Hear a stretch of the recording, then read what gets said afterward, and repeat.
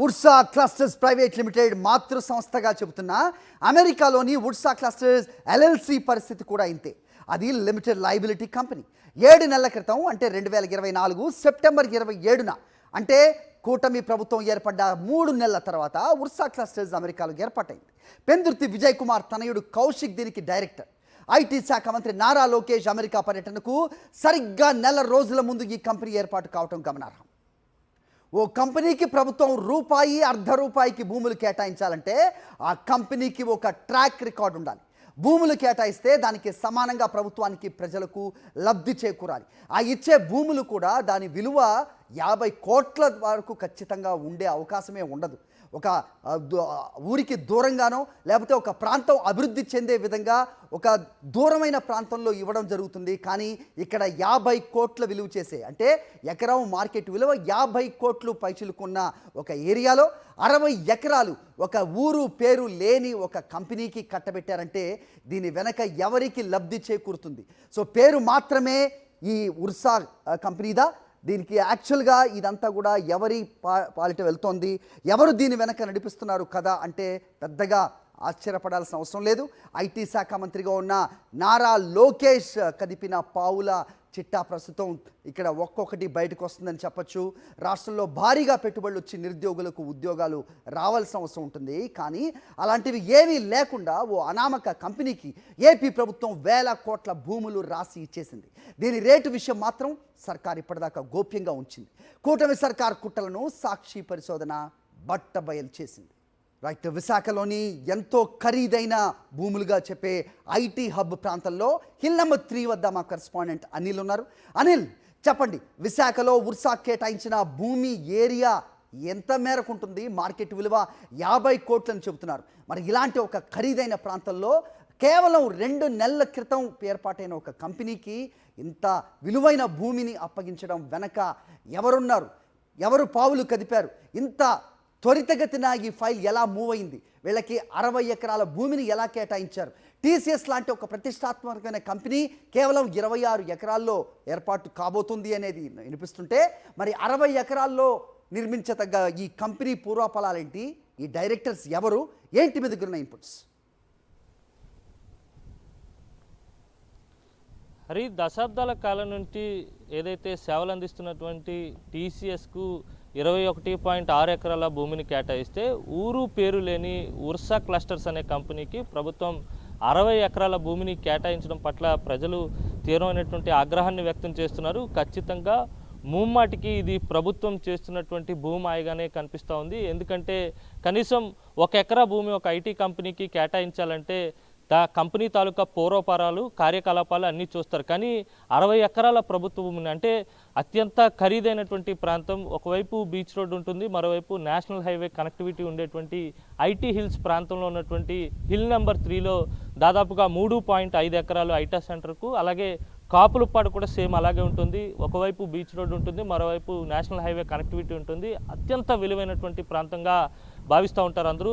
అదే ప్రాంతంలో దాదాపుగా అక్కడ ఒక 56 ఎకరాలు, మొత్తంగా 60 ఎకరాల ప్రభుత్వ భూమిని దాదాపుగా 3,000 కోట్ల రూపాయలు విలువ చేసేటువంటి అత్యంత ప్రైమ్ లొకేషన్లో ఉండేటువంటి భూమిని ఊరు పేరు లేని కంపెనీకి, కనీసం కరెంటు బిల్లు కూడా 100ల్లో వచ్చేటువంటి కంపెనీకి కట్టబెట్టడం పట్ల ప్రజలంతా కూడా తీవ్రమైనటువంటి ఆగ్రహాన్ని వ్యక్తం చేస్తున్నారు. కంపెనీ ఏమైనా ఉద్యోగాలు ఇస్తుందా అంటే అది కూడా లేనటువంటి పరిస్థితి. రెసిడెన్షియల్ అడ్రస్లో కంపెనీని చూపిస్తూ ఉన్నటువంటి సందర్భం నెలకొంది.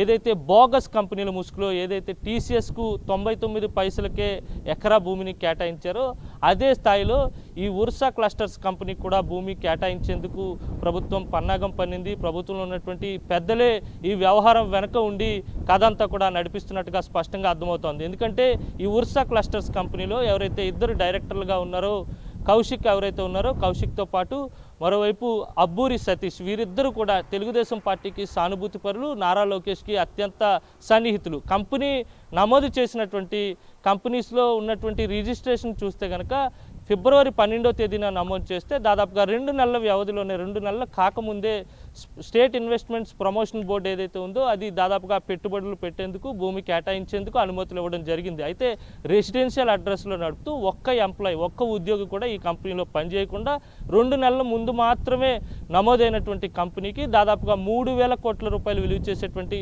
ప్రభుత్వ భూమిని ఏ విధంగా కేటాయిస్తారనే ప్రశ్న కూడా ఉత్పన్నమవుతున్నటువంటి సందర్భం నెలకొంది. టీసీఎస్ అనేది చాలా పెద్ద సంస్థ, సాఫ్ట్వేర్ దిగ్గజ సంస్థగా పేరొందుతున్నటువంటి సంస్థ. అలాంటి సంస్థకు భూమి కేటాయిస్తున్నామని చెప్పి అదే ముసుగులో ఏదైతే డొల్ల కంపెనీ ఉందో ఈ కంపెనీని తీసుకొచ్చి అత్యంత విలువైన ప్రాంతంలో భూమిని కట్టబెట్టేందుకు కుట్ర చేశారు. ఖచ్చితంగా భూమి కొట్టేయడానికే ఈ కంపెనీని రిజిస్ట్రేషన్ చేసినట్టుగా తెలుస్తూ ఉంది. ఎందుకంటే కంపెనీ కార్యకలాపాలు పూర్వపరాలు చూస్తే కనుక ఏ ఒక్కరికి కూడా ఉద్యోగం లేదు. కనీసం ఒక డేటా ఎంట్రీ ఆపరేటర్ కానీ ఆఫీస్ బాయ్ కూడా లేనటువంటి కంపెనీకి ఆ అడ్రస్ను చూపించి పూర్తిగా 3,000 కోట్ల రూపాయలు విలువ చేసేటువంటి భూమిని కొట్టేయడానికి పన్నాగం పనడం ఖచ్చితంగా ప్రభుత్వ పెద్దల హస్తంతోనే ఇదంతా కూడా జరిగినట్టుగా అర్థమవుతా ఉంది. ఎందుకంటే గత ప్రభుత్వం ఇన్ఫోసిస్ వంటి దిగ్గజ సాఫ్ట్వేర్ కంపెనీలను ఐటీ హిల్స్లోకి తీసుకొస్తే ఇప్పుడున్నటువంటి ప్రభుత్వం ఏమాత్రం చిరునామా కూడా లేనటువంటి కంపెనీలను తీసుకొచ్చి ఆ కంపెనీల ముసుగులో భూములను కొట్టేసేటువంటి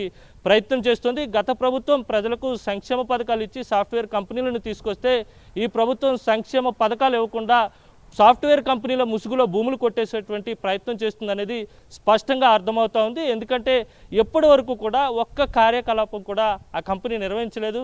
అలాంటి కంపెనీకి పూర్తి స్థాయిలో ఇప్పుడు ప్రస్తుతం నేను ఉన్నటువంటి ఐటీ హిల్స్ చూస్తే కనుక అత్యంత విలువైనటువంటి ప్రాంతం విశాఖపట్నంలోనే అత్యంత విలువైనటువంటి ప్రాంతం, విలాసవంతమైనటువంటి భవనాలు, అలాగే ఐటీ కంపెనీలు కూడా పెద్ద ఎత్తున ఉన్నటువంటి ఈ ప్రాంతంలో 3.5 ఎకరాలు కేటాయించడమే కాకుండా బీచ్ రోడ్డుకి అత్యంత సమీపంలో ఉండేటువంటి కాపులపాడులో కూడా 56 ఎకరాల భూమిని కేటాయించింది ఆ కంపెనీ. కాక అసలు ఆ కంపెనీ ఎక్కడుంది ఏంటి అనేది సాక్షి టీవీ ఇన్వెస్టిగేషన్లో మొత్తం బయటపడింది. ఆ కంపెనీకి కనీసం పూర్తిగా ఎవరు కూడా ఎంప్లాయీస్ కూడా లేరు, కనీసం కమర్షియల్ స్పేస్లో కూడా ఆ కంపెనీ నడవడం లేదు. అలాంటి కంపెనీని చూపించి 60 ఎకరాల భూమిని విశాఖపట్నంలో కొట్టేసేందుకు ప్రభుత్వం కుట్ర చేసింది. అందులో ప్రభుత్వంలో ఉన్నటువంటి పెద్దలంతా కూడా దానికి సహకరించారు. అందులో భాగంగానే ముందు టీసీఎస్ని పెట్టి, ఎందుకంటే టీసీఎస్ పెద్ద సంస్థ కనుక టీసీఎస్కి 21.6 ఎకరాలు 99 పైసలకే ఇస్తే ఈ ఉర్సా క్లస్టర్స్ అనే కంపెనీకి దాదాపుగా 60 ఎకరాల పాటు, పెద్ద కంపెనీకి ఏమో 21.6 ఎకరాలు. ఎందుకు పనికిరాని ఊరు పేరు లేని కంపెనీని, డొల్ల కంపెనీని తెరపైకి చూపించి 60 ఎకరాలు కేటాయించడం పట్ల పెద్ద ఎత్తున ఆగ్రహాన్ని వ్యక్తం చేస్తున్నారు హరి. రైట్ అనిల్.